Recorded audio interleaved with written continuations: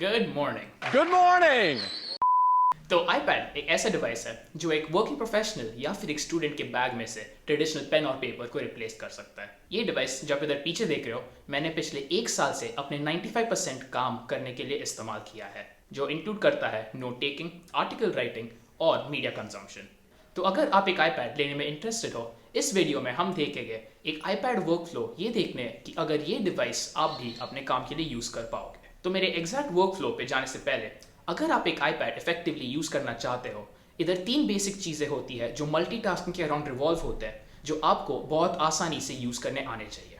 तो सबसे पहले आता है स्प्लिट स्क्रीन। ये फीचर ऑलमोस्ट सारे एप्लीकेशन सपोर्ट करते हैं। मेरे एक्सपीरियंस में मैंने नोटिस किया था कि 3 main applications Netflix, Amazon prime video और हॉटस्टार इसे सपोर्ट नहीं करते। लेकिन Amazon और नेटफ्लिक्स दोनों आपको एक पिक्चर इन पिक्चर ऑप्शन देते हैं, और हॉटस्टार के लिए आप अगर वेबसाइट पे लॉग इन करते हो, आप वहां से पिक्चर इन पिक्चर यूज कर सकते हो। लकीली YouTube इसे सपोर्ट करता है, और इसके अलावा सारी मेजर एप्लीकेशंस जो आपके iPad पे काम आएंगे इस फीचर को यूटिलाइज कर पाते हैं। तो इसे यूज करने कोई एक एप्लीकेशन ओपन करके अपने डॉक को ऊपर लाइए।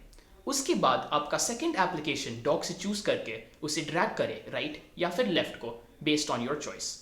अनफॉर्चुनेटली ये फंक्शन आपके डॉक पे अवेलेबल एप्लीकेशंस को लिमिटेड रहती है, लेकिन अब आपके सारे एप्लीकेशंस फोल्डर्स में ऑर्गेनाइज करके उन फोल्डर्स को भी यहाँ डॉक पे रख सकते हो। बट अगर आपके पास एक एक्सटर्नल कीबोर्ड अटैच्ड है, आप उस पे कमांड स्पेस या फिर विंडोज की और स्पेस दबा के यूनिवर्सल सर्च एक्टिवेट करके भी एप्लीकेशंस यहाँ पे यूज कर पाओगे।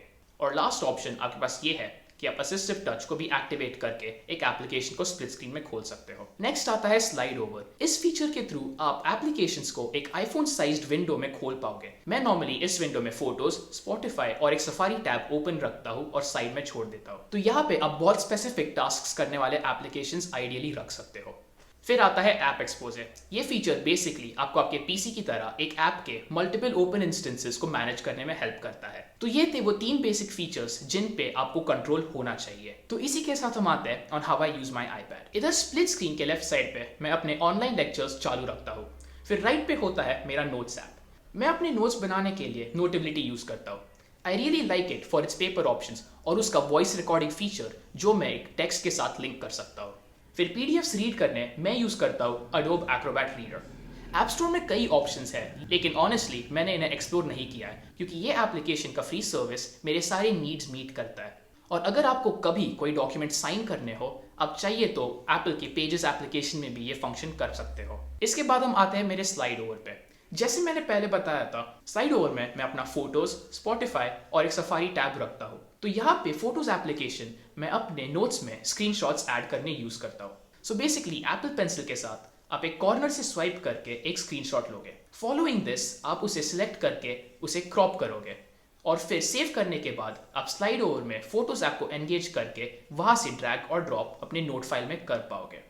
तो ये स्टेप्स मैं अपने नोट्स बनाने के लिए ऑलमोस्ट हर बार यूज करता हूँ, और इसके ऊपर आप खुद के एडिशंस कर पाओगे। एक iPad के साथ बहुत सारे अपॉर्चुनिटीज रहते हैं। तो iPad के जनरल यूज पे आते हुए मैं सफारी का डेस्कटॉप ब्राउजिंग मोड यूज करता हूँ वेबसाइट्स को उनके नॉर्मल फॉर्म में यूज करने। गूगल ड्राइव का मोबाइल एप्लीकेशन उतना खास नहीं है, और मैं एक्चुअली उसका वेबसाइट प्रेफर करता हूँ। फिर मेरी स्क्रिप्ट्स लिखने के लिए मैं पेजेस या फिर नोट्स एप्लीकेशन यूज करता हूँ, और स्लाइड ओवर में मैं स्पॉटिफाई ऑन करके रख देता हूँ मेरा म्यूजिक मैनेज करने, और फिर वही सफारी वाला टैब ऑड सर्चेस के लिए। For those of you wondering, मैं अपने iPad के साथ एक्चुअली एक USB-C डोंगल इस्तेमाल करता हूँ एक एक्सटर्नल कीबोर्ड और माउस अटैच करने। अगर आपके पास एक लाइटनिंग पोर्ट वाला iPad है, I recommend getting a Bluetooth keyboard या फिर लॉजिटेक का कोई कीबोर्ड केस। फिर आता है स्क्रिबल।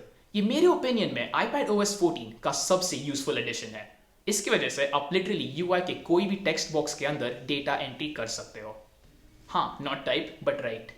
इसने मेरे लिए iPad यूज करना और भी एंजॉयबल बना दिया है। And last but not the least, हमेशा की तरह हम आ जाते हैं एप्पल के इंटीग्रेशन पे। क्योंकि मैं एक आईफोन इस्तेमाल करता हूँ, मैं अपने कोई भी टास्क कंटिन्यूटी की वजह से अपने iPad पे डायरेक्टली कर पाता हूँ। सिर्फ यही नहीं, मैसेजेस और फोन कॉल्स भी मैं अपने iPad पे आंसर कर सकता हूँ। लेकिन इधर एक डिसएडवांटेज ये है कि ये फीचर यूज करने के लिए आपको एक कॉमन वाईफाई नेटवर्क पे होना पड़ेगा। अगर आपका iPad आपके आईफोन के हॉटस्पॉट को कनेक्टेड है, ये नहीं चलेगा। एक एक्सटर्नल नेटवर्क की रिक्वायरमेंट होती ही है। तो ये बेसिकली था एक ओवरव्यू मैं कैसे अपना iPad कॉलेज और आर्टिकल्स लिखने के लिए यूज करता हूँ।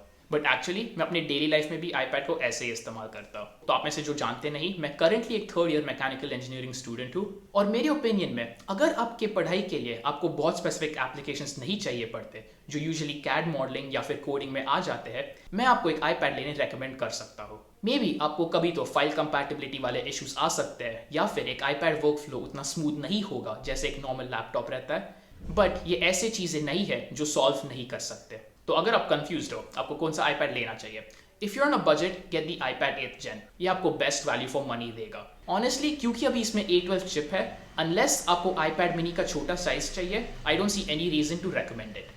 नेक्स्ट, अगर आप आपका बजट थोड़ा एक्सटेंड कर सकते हो and a good multimedia experience is what you are looking for, एक iPad Air 2020 आपके लिए परफेक्ट ऑप्शन है, स्पेशली अगर आपकी नीड्स उतने प्रोफेशनल नहीं।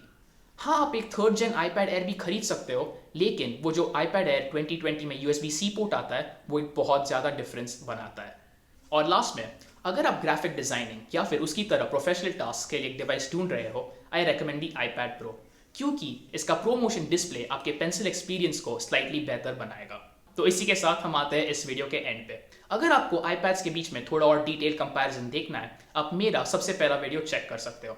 एंड अगर आपको ये वीडियो पसंद आया, don't forget to like and subscribe, और मैं मिलूंगा आपसे नेक्स्ट टाइम।